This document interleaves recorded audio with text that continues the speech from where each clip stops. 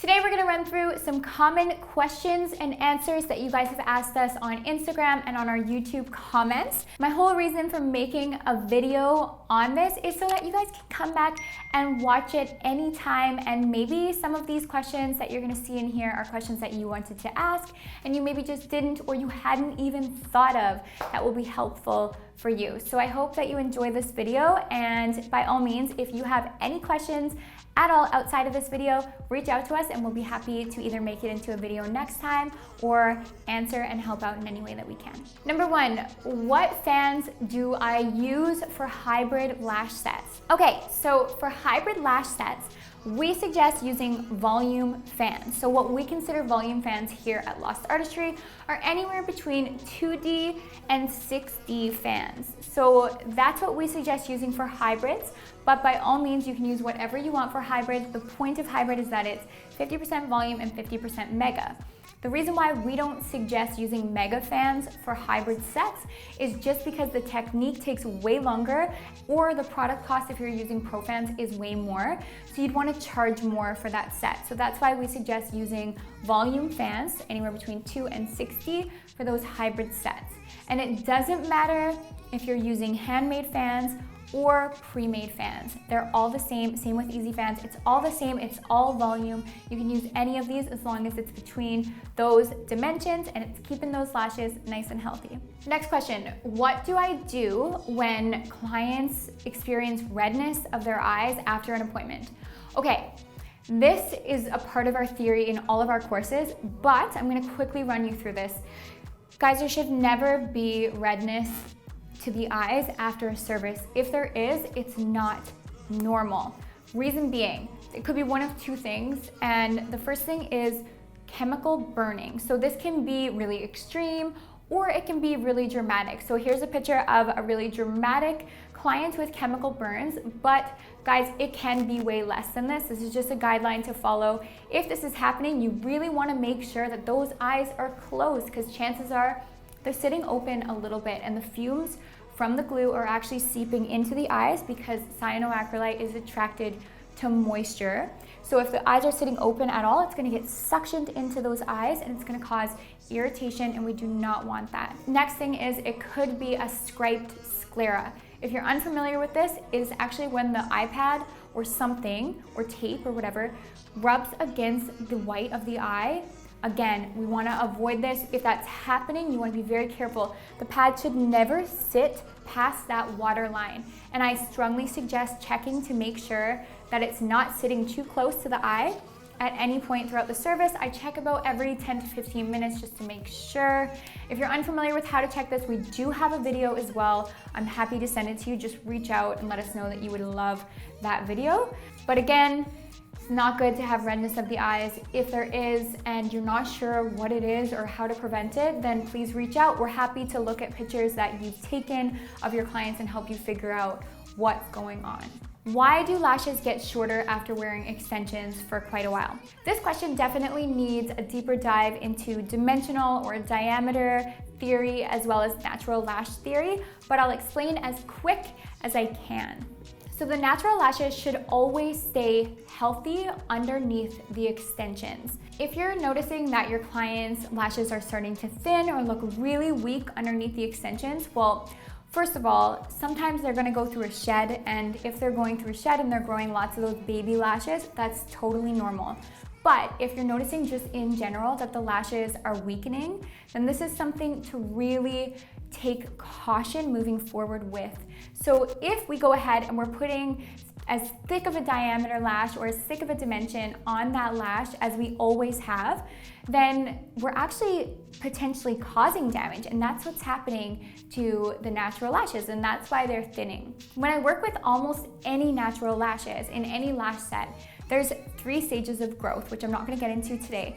But of course, our strongest lashes are going to be able to hold diameters or dimensions much heavier and thicker than those weaker lashes. So for this reason, we should always be mixing diameters or dimensions within our sets, because those baby lashes can simply not handle the same weight as those grown-up, big, strong lashes. So we want to really make sure that we're making a fan or using a pro fan, whatever we're using, that's going to suit the natural lash that we're working on.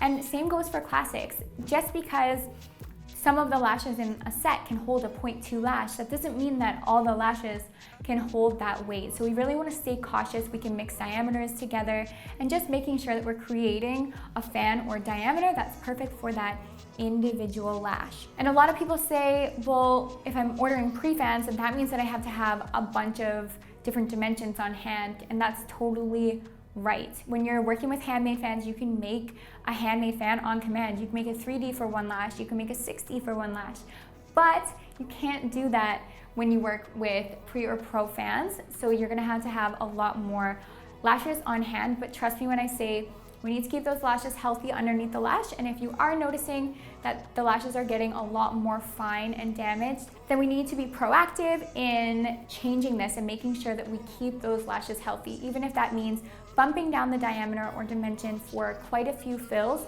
to get those lashes back to normal. And alternatively, if you really want to know that no matter what, your lashes will be fine, then veer on the side of caution and use like a 3D fan. Almost anyone can hold a 3D fan in a 0.07 lash, and almost anyone can hold a 0.12 in a classic lash. So if you're super nervous, you can always go ahead and just fill in those tinier lashes with those smaller dimensions or diameters, because almost anyone can handle them. Next question, what happens and how do I deal with a client who I've just finished their lashes and they look in the mirror and they hate them? This is a tough one because I personally believe that as the artist, we should be educating our clients well enough pre-service during consultation to make sure that this just doesn't happen. But I'm gonna run you through how to deal with that and how to prevent it from happening, because honestly, I was really bad at consultation in the beginning and I learned the hard way. So I totally get that not everybody knows exactly what to do during consultation. So there's nothing wrong with that. Basically what you're gonna do is be 100% honest with your client. So if your client says, hey, I want mega lashes, and you look at their lashes and you think, oh my God, her lashes cannot handle mega volume, but you've already told her that you'll do a mega service, you're gonna make more money, like what am I gonna do?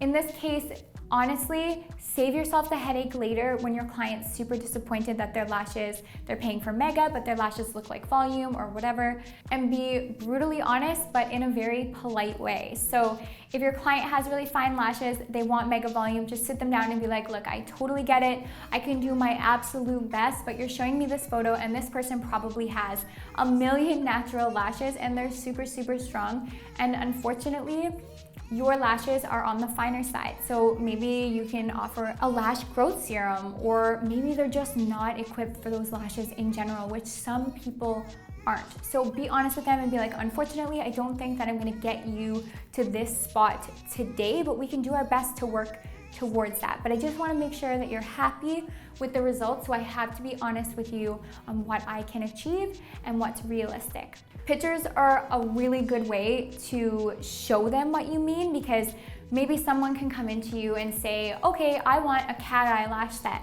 And then you go ahead and you put a cat eye lash set that's dramatic, because that's what they asked for perhaps.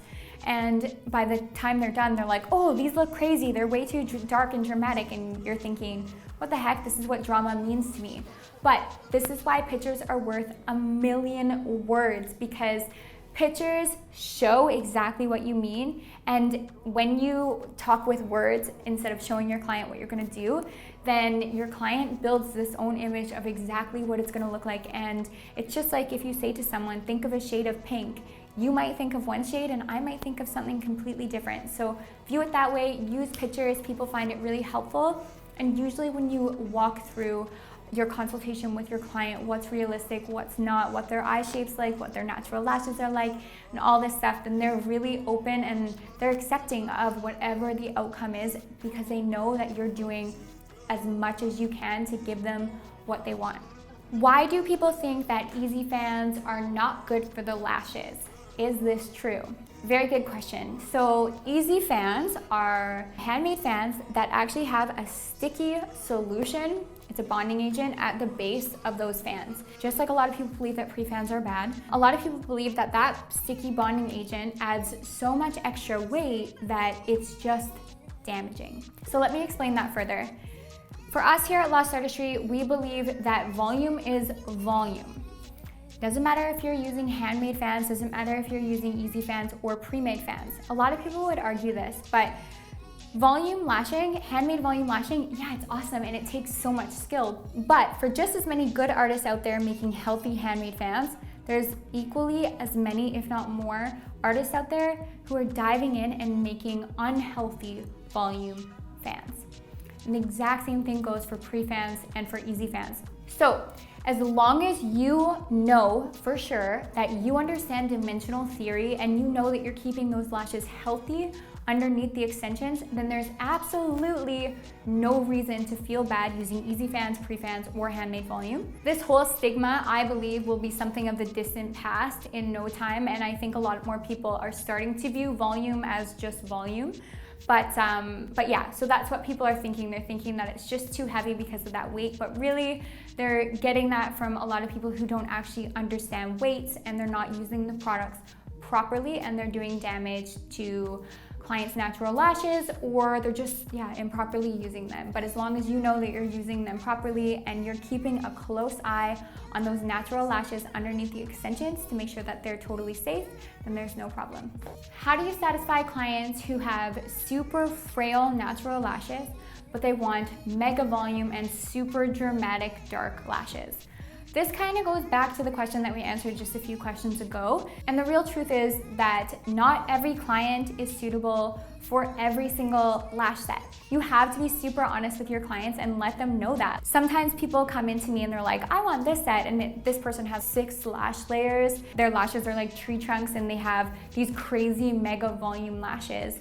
And my client has 1 lash layer and like a scar in between where there's no lashes growing, and it's just unrealistic. But again, you just have to let them down easy and say that you'll do your absolute best job. And it goes back to dimensional theory again and understanding how much weight that natural lash can handle. So again, I'm not going to get into that today. We do go through all this stuff in every single course that we offer, but I'm going to quickly show you just a couple charts so that it'll make it just a little bit easier on you to decide what weight they can handle, because chances are they can still handle mega volume. You just have to use it correctly.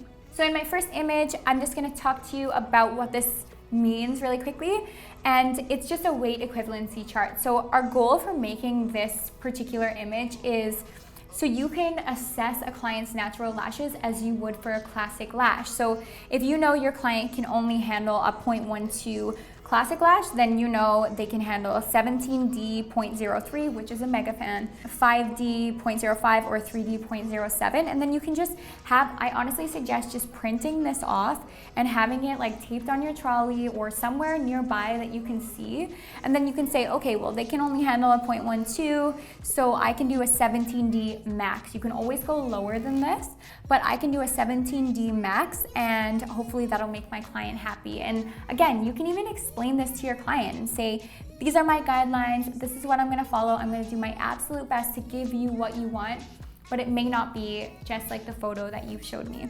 So the main thing is that we're keeping those natural lashes healthy under the extensions, and we're never going above and beyond just to make our client happy for one fill, because realistically, if we go above and beyond and give them the mega look that they're going for, then they may not have lashes in the future to even lash. So we have to be very cautious of that.